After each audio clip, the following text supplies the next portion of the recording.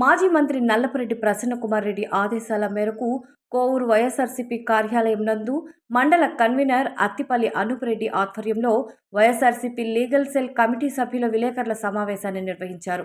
ఈ సందర్భంగా వైసీపీ నియోజకవర్గ లీగల్ సెల్ అధ్యక్షులు శ్యామాచార్యులు మాట్లాడుతూ, కూటమి ప్రభుత్వం అధికారంలోకి వచ్చి రాష్ట్రాన్ని అప్పుల్లోకి నెట్టేస్తున్నారని, ఈరోజు రాష్ట్ర అభివృద్ధిలో పూర్తిగా కూటమి ప్రభుత్వం నిర్లక్ష్యం చేస్తూ ఉందని తెలిపారు.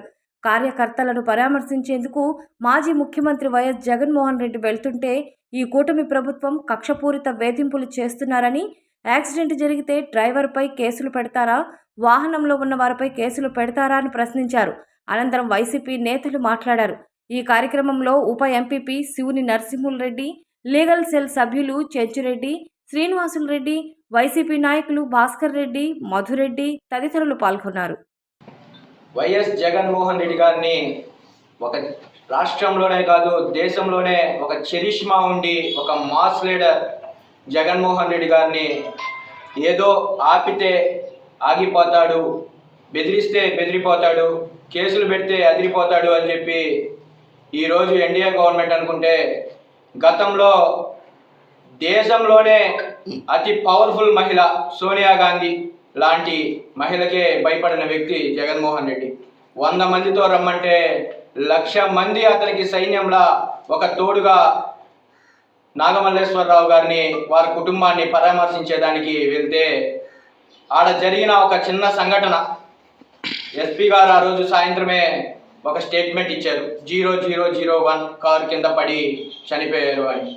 ఒక సినిమాలో ఏ విధంగా మనం డూపులు పెట్టి ఎఫెక్ట్స్ చేస్తామో ఆ విధంగా క్రియేట్ చేసి ఒక ఫోటోని, రౌండ్ ఆఫ్ ఫోటోని, ఒక తల అటు ఇటు తిరిగే ఫోటోని, ఎక్కడైనా ఒక ప్రోగ్రాం జరిగితే ఒక దుర్ఘటన జరిగినప్పుడు అక్కడ ఉండే జనాభా ఏ విధంగా రియాక్ట్ అవుతారో ప్రతి ఒక్కరికి తెలుసు.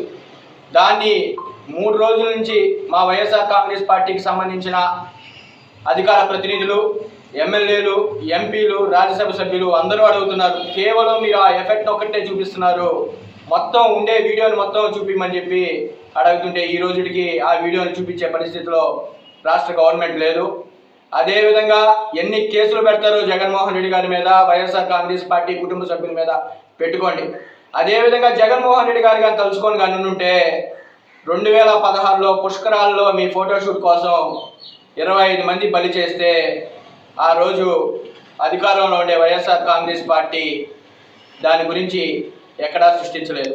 అదేవిధంగా కందుకూరులో లాస్ట్లో 22 మంది చనిపోతే ఆ రోజు తెలుగుదేశం గవర్నమెంట్ వాళ్ళకి ఎవరి మీద కేసులు పెట్టాలా? ఆ రోజు చంద్రబాబు నాయుడు గారి మీద కేసులు పెట్టాలా, లేదంటే వాళ్ళ పొత్తులో భాగమైనటువంటి పవన్ కళ్యాణ్ గారి మీద కేసులు పెట్టాలా, లేదంటే బీజేపీ పురంధేశ్వరి గారి మీద కేసులు పెట్టాలా? అట్లాంటి చర్యలు ఏది ఆ రోజు ఉన్న వైఎస్ఆర్ కాంగ్రెస్ పార్టీ తీసుకోలేదు. ఈరోజు జగన్మోహన్ రెడ్డి గారి మీద మీరు ఎన్ని చేస్తే రెట్టింపుగా రేపు 3వ తేదీ నెల్లూరుకు వస్తున్నాడు, హెలిప్యాడ్ని నిరాకరించారు. సొంత హెలికాప్టర్ని పెట్టుకుంటారంటే దానికి కూడా నిరాకరిస్తే ఇంకా షెడ్యూల్ ఖరారు కాలేదు. రేణుగుంట నుంచి హెలిప్యాడ్లో దిగి అక్కడి నుంచి కారు రూపాన కాకాని గోవర్ధన్ రెడ్డిని పరామర్శించేదానికి వస్తారని చెప్పి కొంచెం ఇన్ఫర్మేషన్ ఉంది.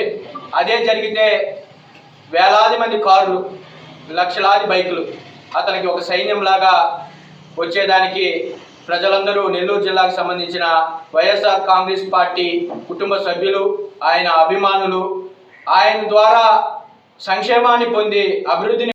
అందరికీ నమస్కారం. ఈ ప్రభుత్వం అభివృద్ధిని కుంటుపరుస్తూ అభివృద్ధిని నిర్లక్ష్యం చేస్తూ ఉంది.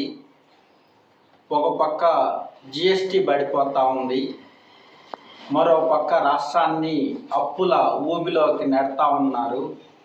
సంవత్సర కాలంలోనే 1,56,000 కోట్లు అప్పులు తీసుకొచ్చారు.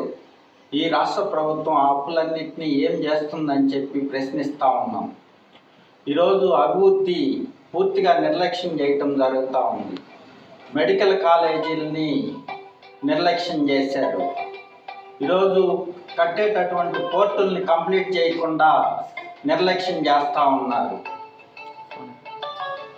అనేక అభివృద్ధి కార్యక్రమాలని నిర్లక్ష్యం చేయటం జరుగుతూ ఉంది. వీటన్నిటిని కూడా వైఎస్ఆర్సీపీ లీగల్ సెల్ వ్యతిరేకిస్తూ ఉంది. ఈరోజు అభివృద్ధిని డైవర్ట్ చేయటానికి, అవినీతిని వాళ్ళు చేసేటటువంటి అవినీతిని డైవర్ట్ చేయటానికి ప్రతిపక్ష పార్టీ మీద నిర్బంధం పెడతా ఉన్నారు. ప్రతిపక్ష కార్యక్రమాలు జరగకుండా నిర్బంధానికి గురి చేస్తూ ఉన్నారు. మీ అందరికీ తెలిసిన విషయమే. మా నాయకుడు మాజీ ముఖ్యమంత్రి జగన్మోహన్ రెడ్డి గారు పల్నాడు ప్రాంతంలో రెట్టపల్లి గ్రామానికి మా కార్యకర్తని పోలీసులు వేధింపులు చేసి సూసైడ్ చేసుకునే దానికి ప్రోత్సహిస్తే ఆడ కార్యక్రమం పెట్టుకొని వెళ్తూ ఉంటే ఆయన్ని అలాగా నిలవరించాలని చెప్పి పోలీస్ యంత్రాంగాన్ని పెట్టి కక్ష సాధింపుగా ఎలాగ చేశారో అందరికీ తెలిసినటువంటి విషయమే. ఆ రోజు సింగయ్య అని మా కార్యకర్త చనిపోతే సింగయ్య మృతి వేరే ప్రైవేటు వాహనం వల్ల చనిపోయిందని చెప్పి ఆ ప్రైవేటు వాహనాన్ని కూడా సీజ్ చేసి పోలీస్ స్టేషన్లో పెట్టి ఆ డ్రైవర్కి కూడా బెయిల్ ఇచ్చి బెయిల్ మంజూరు చేయటం జరిగింది. నిర్లక్ష్యం అని చెప్పి ఆ రోజు 106 కింద 106 బిఎన్ఎస్ కింద కేసు రిజిస్టర్ చేయటం జరిగింది. అంతలోనే కొన్ని సోషల్ మీడియాలో టీడీపీ సోషల్ మీడియాలో కొన్ని వీడియోగ్రాఫుల్ని సృష్టించి క్రియేట్ చేసి ఫ్యాబ్రికేట్ చేసి ఆ సెక్షన్లన్నిటినీ కూడా మార్చి 105 సెక్షన్ కింద అది culpable homicide not amounting in murder అని చెప్పి దేశంలో ఎక్కడా లేని విధంగా దేశంలో ఎక్కడా ఏదన్నా యాక్సిడెంట్ కేసు జరిగితే డ్రైవర్ మీద కేసు పెడతారు. ఇక్కడ జరిగింది ప్రయాణికులందరి మీద కూడా కేసులు రిజిస్టర్. 18వ తేదీ పల్నాడు జిల్లా రెట్టపల్లి గ్రామానికి ఆగమల్లేశ్వరరావు వైఎస్ఆర్ పార్టీ ఉప సర్పంచి వేధింపులు గురై చనిపోయారు. ఆయన విచారింపు పోయేదానికి పల్నాడు జిల్లాకి వైఎస్ జగన్మోహన్ రెడ్డి గారు బయలుదేరి పర్మిషన్ కావాలని ఎస్పీ గారికి పెట్టుకున్నారు. ఎస్పీ గారు 3 కార్లు 100 మంది బొమ్మని అని చెప్పాడు. కానీ అంతమంది జనం ఎందుకు వస్తున్నారు? వీరు ఇచ్చిన 140 వాగ్దానాలు అమలు చేయలేదు, 6 వాగ్దానాలు కూడా అమలు చేయలేదు కాబట్టి జనాలు తండోపతండాలకు వస్తున్నారు. వీరు చెప్పిన హామీలన్నీ నెరవేరిస్తే జనాలు వచ్చే పరిస్థితి ఉండదు. వీరు నెరవేర్చలేడు కాబట్టి జనాలు విసిగిపోయి జగన్మోహన్ రెడ్డి గారి పర్యటనకి తండోపతండాలకు వస్తున్నారు. వీరు ఇచ్చిన హామీలు వెంటనే అమలు చేయండి, అది కానీ అది డైరెక్ట్ పాలన చేయాలని చెప్పే ఉద్దేశంతో వీరు లేనిపోని కేసులని పెట్టి జగన్మోహన్ రెడ్డి గారు కేసు పెట్టి లేనిపోని సెక్షన్లని పెట్టి అరెస్ట్ పెట్టారు. కానీ మన జగన్మోహన్ రెడ్డి గారికి సంబంధం ఏముంటుంది? ఆయన జనాలను చూసుకుని అభివాదం చేసుకుంటూ పోతున్నాడు. తోలిన డ్రైవర్ ముందు కేసు పెట్టాలి. కానీ అది పెట్టకుండా జగన్మోహన్ రెడ్డి ఏ ముద్దాయిగా చేయడం అనేది అది చాలా వరకు దుర్మార్గం. వెంటనే దీన్ని ఉపసంహరించుకోవాలి. పోతే ఆర్టీసీ బస్సులో కూడా 40 మంది 50 మంది పోతూ ఉంటారు. ఆర్టీసీ యాక్సిడెంట్లు కూడా జరుగుతూ ఉంటాయి. తగినంత మాత్రమే డ్రైవర్ ముందు పెడతారు, కానీ బస్సులో ఉన్న 60 మంది ఎక్కడైనా పెడతారా? అది కూడా మీ కూటమి ప్రభుత్వంలో ఏమైనా అమలు చేస్తారేమో చూడాలి. పోతే నాడు నేడు కింద ఆ రోజు జగన్మోహన్ రెడ్డి గారు స్కూళ్ళన్నీ బాగు చేస్తే ఇంతవరకు ఆ స్కూళ్ళ మీద అమౌంట్ డబ్బులు ఇచ్చింది లేదు, అభివృద్ధి చేసింది లేదు. వెంటనే వాటి మీద అభివృద్ధి పెట్టి పిల్లలకు కూడా చదువు నేర్పిస్తారని స్కూళ్ళని బాగు చేయాలని కోరుకుంటున్నాం. పోతే గ్యాస్ సిలిండర్లు కూడా 3 బండలు ఇస్తామని చెప్పారు సంవత్సరానికి. 1 బండ ఇచ్చారు. ఆ బండ కూడా కొంతమందికి డబ్బులు వచ్చాయి, కొంతమంది డబ్బులు రాలి.